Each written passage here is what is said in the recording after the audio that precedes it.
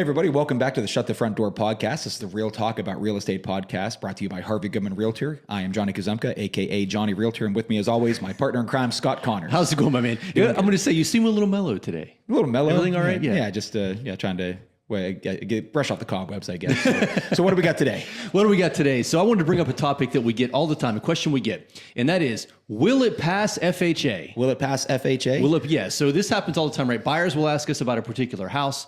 Agents sometimes will reach out and say, that's the worst. Hey, you're listing over there. Do you think that'll pass FHA? Or we also see agents will put on the MLS, will not pass FHA. Well, I have good news for everyone listening or watching. Okay. I have a surefire way, guaranteed method to answer these impossible questions. No, wait a second.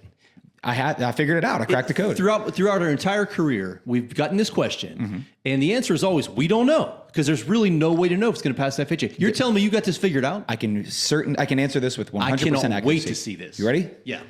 We have, for less than $10, the new FH 8 ball. Also comes in a USD 8 ball and V8 ball. Ready? Will it pass FHA? Let's go ahead and ask. Outlook, not so good. This could have saved me so much time over the years. Will this podcast be a success? Ask me again later. It's reserving judgment. Yes, it is. It's very wise, the FHA.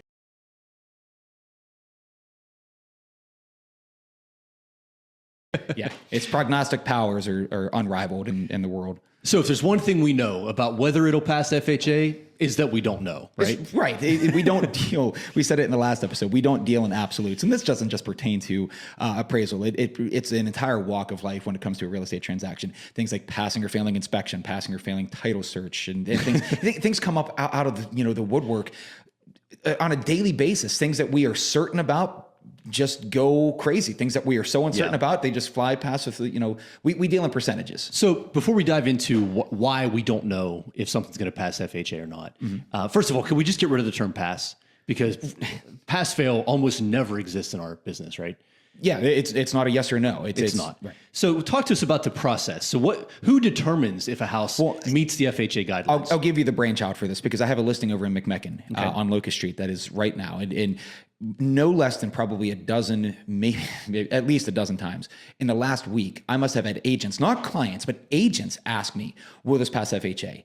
Now, they know as well as I do, or at least they should know as well as I do, that we do, that there's no way to answer that because, like you had stated before, the first question or first response is, who's the appraiser? Yeah, which we don't know. So someone asking you, why not? So it's the appraiser who determines if it's going to pass FHA. Correct. And the appraiser, no matter who it is, they are governed by specific things. So we can predict with relative accuracy what they may say. We can't say what they will say, but we can say what they may say. And it's governed by HUD, the HUD handbook. The standard conditions that a home has to be in. Things like peeling paint, attic accesses, GFI outlets. We know the common culprits.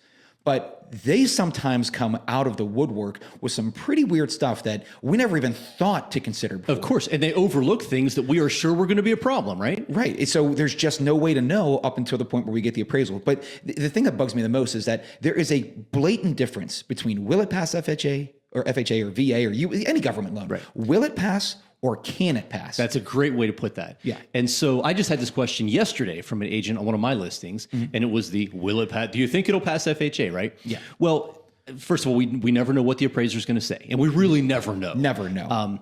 We'll talk about that in a minute. But in this particular case, I know that the seller on that listing is in no position and has been very clear with me that they're not really going to be able to do any repairs. So that right there is an indicator that regardless of what the appraiser says, this one could be tough. Right. The seller's not. Now, I've got other clients who are investors and contractors. And if a house didn't, quote unquote, pass FHA, but because it needed a handrail or some paint done, it'd be done in 10 minutes. Correct. Right. So a lot of it has to do with the seller situation and the condition of the house. Obviously, there are some properties that are so bad, this probably isn't going to happen. But I'll share a quick story with you. One of the lessons I learned, this was later in my career. I've got a story from early in my career I'd like to talk about. This was later when I should have known better. Sure. Had a client looking at they were VA financing. And before we go there, What's the difference in the standards for VA, USDA, or FHA? None. Absolutely none. Yeah, the appraiser, I guess, is the only difference. Right, but as far as the actual guidelines, there's a misperception out there that VA loans are really So tough. tough, yeah. And that is absolutely not true. VA, FHA, USDA on paper have exactly the same guidelines. They're governed by HUD. It's the umbrella that oversees the government entities. The home needs to meet the HUD handbook guidelines, Correct. right? So I've got a buyer on a VA loan, and we go see the house, and I look at it and I say, there's no way this is going to pass. Now, I don't do this. Right. Okay. In fact, I stand up all the time. And I am shocked. Will Scott do this again? Concentrate and ask again. I try to talk the buyer out of buying the house because I know this isn't going to go, right? It's got wires stapled to the drywall on the outside. There's not really a heat source. It's kind of a wreck. Doesn't want to listen. They want the house. So they make the offer. I call the lender. Never done this in my career. I call the lender and I say, hey, talk them out of buying this house. It's not going to go VA. And the lender says, well, I'll try. They didn't listen to the lender. They wrote the contract. So we go under contract. The appraiser comes out. The appraiser has one comment. Now, I could have picked out 15 different things that don't meet the HUD handbook guidelines. This particular appraiser said that one window is broken and you don't have to fix it. Nail a piece of plywood over the outside and I'll sign off on it meeting VA guidelines. Applaud for whoever the appraiser was on that. And I'll get to that in a minute. But You yes. will.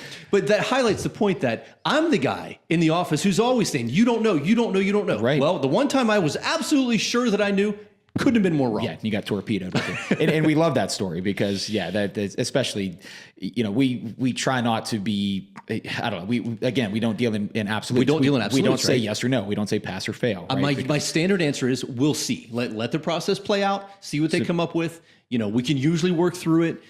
In this case, I couldn't have been more wrong. I should have had the V8 ball. Yeah. So that's the V8 ball. Should have had a V8. Yeah. So going back to my original question, my original point is that when people ask, will it pass or can it pass? Okay, will it pass? I'm not going to be able to answer. Can it pass? I'm going to say yes 100% of the time because anything can pass, like you just demonstrated. It just really depends on a very unique set of circumstances. Now, the reason I applied for the VA because it is driven me nuts, absolutely crazy. More than anybody just working next to me for so long, that when it comes to VA, and again, the misconception about VA so much harder than FHA or USDA, absolutely not the case. And what really makes or breaks a clean transaction, a smooth transaction, is going to be who you work with on the lending side, which is why we encourage working local. The reason why I harp on VA, the people that have risked life and limb, the people that have gone and serve in active military, seen the worst things that humanity may have to offer, and they come back and they're denied a home because it doesn't have a handrail, drives me crazy. That's a tough sell, man. Right. Well, I can't stand it. I understand that it's just something that, I get to explain to a guy who is battle hardened M16 carrying, United States Marine, and peeling paint is the reason I can't give him keys. That's rough. Right. It's really tough to justify that. Right. So when it comes down to, and again, I don't want to disparage like VA from the program because this is something that can come up with USDA as well. It's just always heartbreaking because, well, then in the particular case of a veteran, right? It's like, come on, man. But that hits a nerve with me. I'm with you. I'm with you. So the other thing that we talk about a lot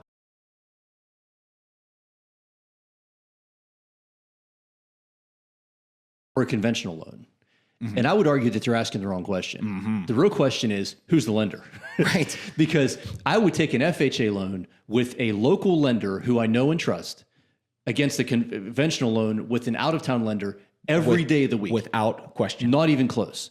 And so this is something we have to educate our sellers on because sellers sometimes will get they'll get the offer and they have a horror story from a couple years ago when their friend tried to buy a house with FHA and boy, they were terrible. We had to jump through all kinds of hoops the last time we did this. We don't want any FHA deals. We always advise them, you can't make that statement, right? We have to let the game come to us, keep your options open, check with the FH8 ball to see if it's going to be a good experience or bad experience. I can tell you this. If the lender is an online company and they're not local, I can guarantee you what the FH8 ball is going to say. We need a different name for that situation. Yeah, because you're setting yourself up for a nightmare there, regardless of the loan type. The ball is about to break in your hand when you ask that question. No, but you're absolutely right. And that's why I guess I'll let you answer. Why is it so? Okay. Let's give it a shot. Okay, Magic 8 Ball or what? Should I work with a local lender? No. I've got a buyer and they're pre-qualified with Rocket Mortgage. Are we going to have a good experience? You may rely on it. That thing is junk. Yeah. Ask again later. Okay, well, it's not. Maybe I need to change the batteries in this. That could be no, it, but yeah. I guess so. To your point, why is it so important then working with a local lender when something goes wrong? What is the difference between when, let's just say you have out-of-state lender and local lender, but you have the same problem? Why is one solvable and one not? So the number one thing is a lender we trust, who we know, who are going to be local. They know what they're doing. And people don't realize that when you're going for a pre-qualification, you're talking to a salesman. That person's job is to get you pre-qualified, and unscrupulous lenders will pre-qualify anyone because they know that as soon the first person that says to you, "I'll lend you the money," you're pre-approved. The buyer's done talking to lenders, right? They won't talk to anyone else. Well, you use two different terms there, and this is another pet peeve of mine. So what is it? Pre-qualified and pre-approved, right? So I don't know that there's a dictionary definition of those terms. I know this. Unscrupulous lenders will pre-approve, pre-qualify my dog. Right. And what they do is they get you the letter and say, we'll figure it out later. Well, what that means to you is that you get the letter, you go under contract on a house, you find out 3 weeks later you can't buy it because they didn't do their job up front. A good local lender will do a pre-approval. That's the difference, right? They will actually look into your credit and your financial background, your entire situation. I know that when I get that letter from that lender, it's rock solid. And I also know when it comes from this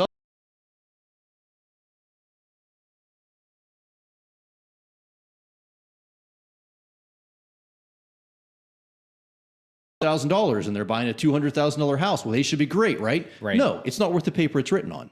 Yeah, So we've always, we use pre-approval, pre-qualification letters for clout verification. It really doesn't matter to us as most people might think it would, other than they've done some due diligence. But you're right, when it comes from an untrusted source, I can go to ChatGPT right now and just make a pre-approval letter. They're really, at the end of the day, they're just pieces of paper. I had a closing just recently where the lender pre-qualified the buyer, pre-approved the buyer for a loan that they ultimately couldn't get approved for. They switched them to a different loan type, which they pre-approved them for, that they didn't have the money to close with. So they approved them for a loan they couldn't get. Then they approved them for a loan that they could qualify for if they had the money, and they didn't have the money. Right. And so this thing turns into a nightmare because the lender just wants to keep them in the fold, right? When we talk to our buyers and we say, hey, we really recommend you go talk to this guy over here because they do a much better job. It's good. You're going to have a better experience. And my favorite thing to say, which I think they hear, is if you don't take this advice, that's fine. But by the time you realize that I was right, it's too late. Right. And we advocate for this because I oversimplify the real estate transaction process as like putting a puzzle together. Sometimes it's easy. It's a 10-piece puzzle. Here's a bag of money. Here's a deed. Change hands, and anybody can put that puzzle. I can do it blindfolded if I needed to. Sure. Other times, it might be 100 or 1,000 or 10,000 piece puzzle.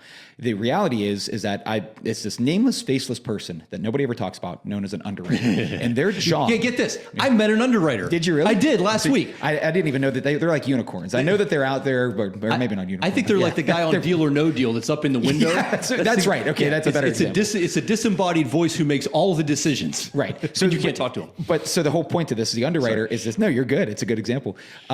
Their sole purpose, their sole job is to basically, once we put this puzzle together, we put it in a nice vanilla envelope and we slide it across the desk. And that underwriter takes a magnifying glass and they look at all the puzzle pieces and make sure no one cut any pieces to fit where they weren't supposed to, AKA committing mortgage fraud. Yeah, right? yeah. Well, sometimes underwriters are like, okay, looks good, and they sign it off. They're easier to work with, and others, they are going to, I had one kickback, an appraisal report. While it's within their guidelines, within their boundaries, they questioned the appraiser's report because a grainy picture, looked as if it had peeling paint. And now, again, they said, yeah, we need to send the appraiser back out there. The appraiser was already out there. They're the ones that took the picture. They knew everything about it. They didn't mention any peeling paint. And sure enough, it was a brand new restoration, brand new build. No peeling paint to be found.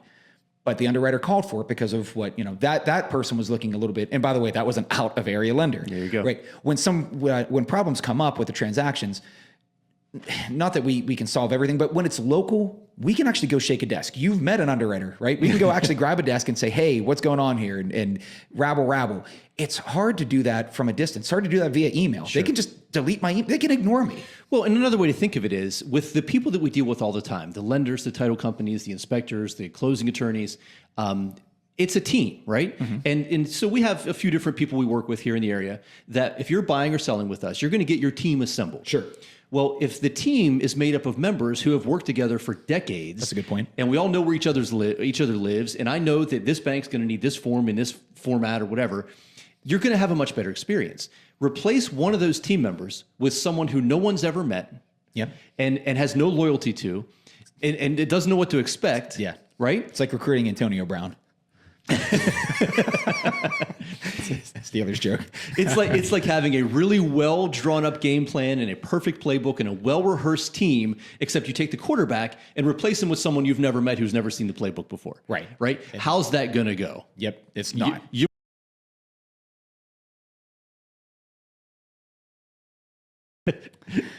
So, any other questions you want to ask the Magic 8 Ball then before maybe I think we've been ranting on this for a little bit.